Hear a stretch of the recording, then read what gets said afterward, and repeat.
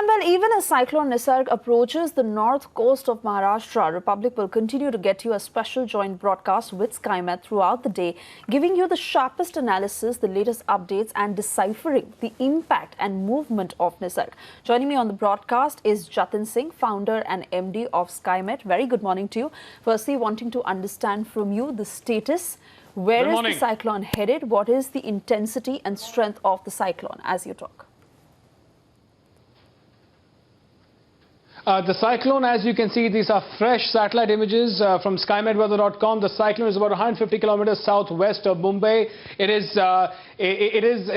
is edging on a severe cyclonic storm. Rainfall has already started. If you see the rainfall in Mumbai last night over the last 12 hours, you'll see that central Mumbai around Dadar, King Circle, Vasai getting about 19-20 millimeters of rainfall. That's not a lot, but we expect rainfall to pick up in Mumbai around 10 a.m. I'm just switching back to the satellite image. The other thing you will see is that winds in Mumbai right now are about 17 knots. That is about 32 kilometers. But as the Nisarga moves in a northwesterly direction, somewhere between Mumbai and Alibag, those winds are going to pick up. The good part is that if this was an early morning onset, the sea surge would have actually combined with high tide. The tide is going to be about between high and low tide.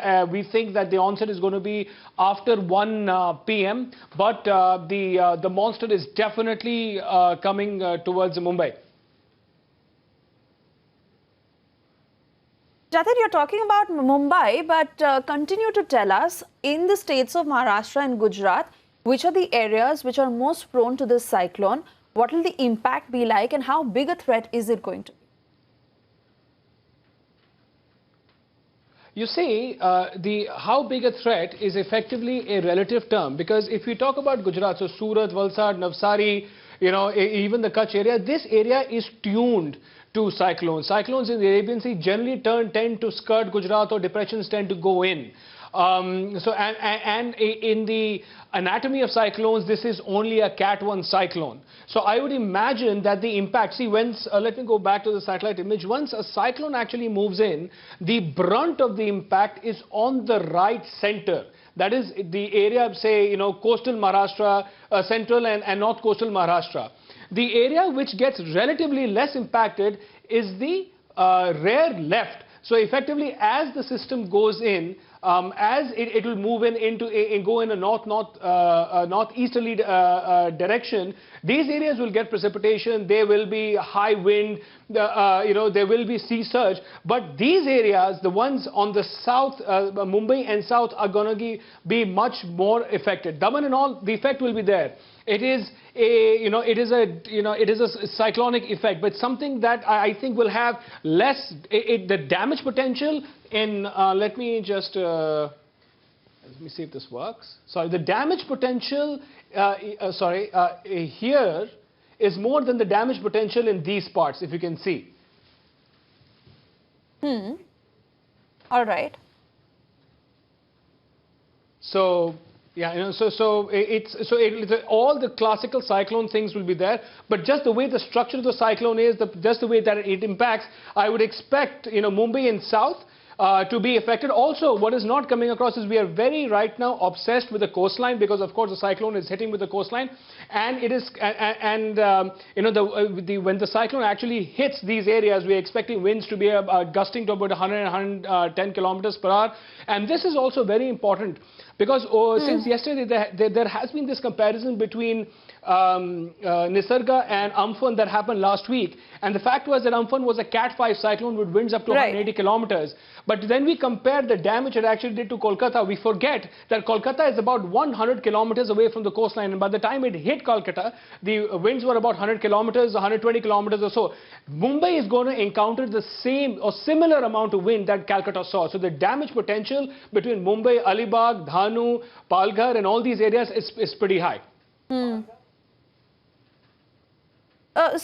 All right, Jatin, as of 7 a.m., the speed of the cyclone is 12 kilometers per hour, and it is expected to hit post-noon, like you're telling us. So by the time it hits Mumbai, what could the speed of the cyclone be by then?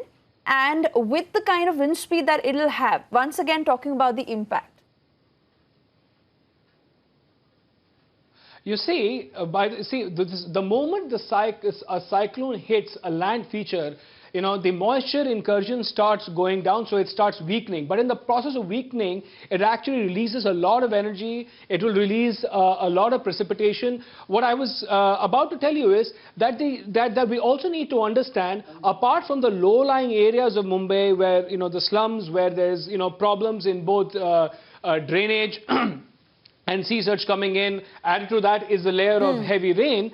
Areas around Mumbai like Lonavala, Khandala, Matheran, Mahabaleshwar, there are these mountains. Now this cyclone hitting these areas is going to create a lot of flash floods, a huge amount of rainfall, and a lot of the water, and also because of the high wind mixed into it, there's a good potential of landslides. And we need to understand that a landslide might occur in these areas, say for example between the Mumbai and Pune highway and all the undulating terrain there, even after it might have passed. The cyclone is right now between 11 to 14 kilometers per hour. By the time it hit its land, it is hard to say, because the good part will be, despite, if we are lucky, that despite the damage potential, despite the precipitation, it ends up moving very fast, and disperses itself in the northeast. But if it tends to kind of, stay here for a significant amount of time, then the damage potential is higher. It's hard to really say what is going to happen to it inland. The moment it hits, we know that today is the day, and say from about 10 to 11 a.m. till evening, it should pour, and we expect that by third night, fourth, it will move in beyond Mumbai and Pune. And also, Jatin, today is extremely crucial. It is 8:15 a.m. in about 2 minutes from now. A breakdown of the timing, especially populated cities like Mumbai. When is it likely to hit Mumbai? Where will it move after that? Which will be the cities that will be most hit, and at what time? So when is it that people in those respective areas need to be most careful? You see, if I can draw this, I don't have that graphic. In the next broadcast, I'll actually open it up. It is supposed to move in a direction like this, broadly. Okay, so somewhere here around the 5th or 6th. So you've got Pune, you've got Nasik. It is going to go into Madhya Maharashtra and Marathwada. Sorry, Marathwada is on the south. But as it goes in, you will see at different points of time, over say 4th, 5th, and by the 6th or so, it is going to absolutely die out. Mumbai, it is going to hit. When I say the cyclone is going to hit, the term that is used is the eye. The eye is still further up, is going to hit, but the edges will start hitting around. Some would say that the edges are already there, right at the periphery.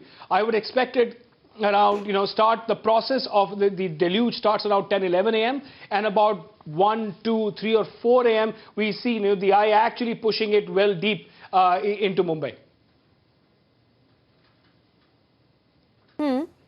And again, talking about Mumbai, a city that usually receives heavy rainfall, and that is what the people are used to.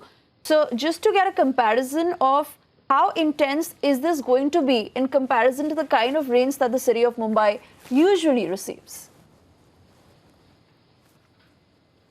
You see, the difference is that this is a cyclone. So in terms of precipitation, we expect it today to be a triple digit, say 100 or 200 millimeters plus. There is less probability that this might become a 300 or a 400 millimeter event like we have seen sometimes, and definitely nowhere near 26 July 2005.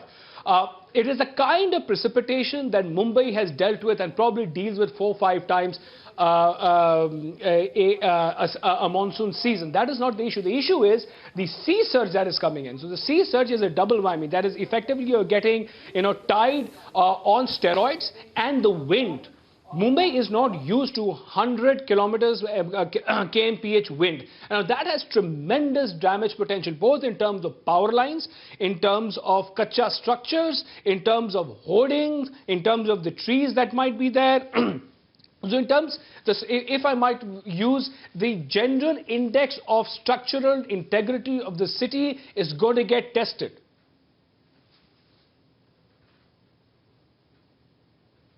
That's that's a very important point you make, especially for those living in Mumbai to really understand what are they really going to expect.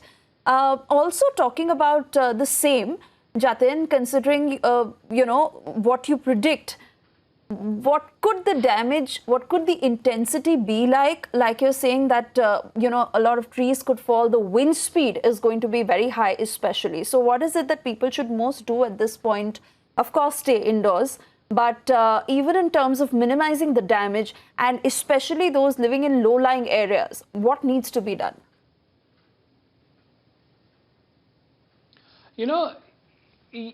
People living in low-lying areas need to be evacuated, need to be in higher ground, need to be given drinking water and some kind of eatable supplies.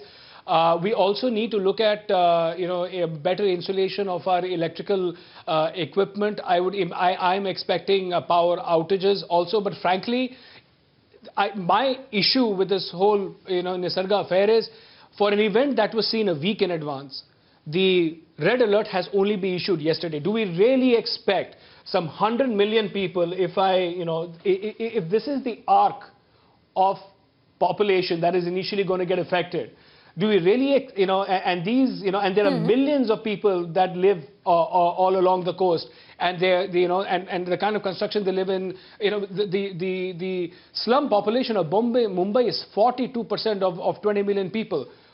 How quickly can you really, either evacuate them or make them safer? So I think that a lot of the damage that might happen is, of course, going to be because of nature, but a lot of it is going to be anthropogenic. I think Mumbai as a city is going to be severely tested. Absolutely, Jatin, and let's also understand that both the states of Maharashtra and Gujarat are also the worst hit when it comes to the coronavirus situation, and on the side to deal with the cyclone. Yes, it will be difficult, and especially like you're saying today and tomorrow, extremely crucial. On that note, Jatin, many thanks for joining us. We'll keep coming back to you for more updates through the day.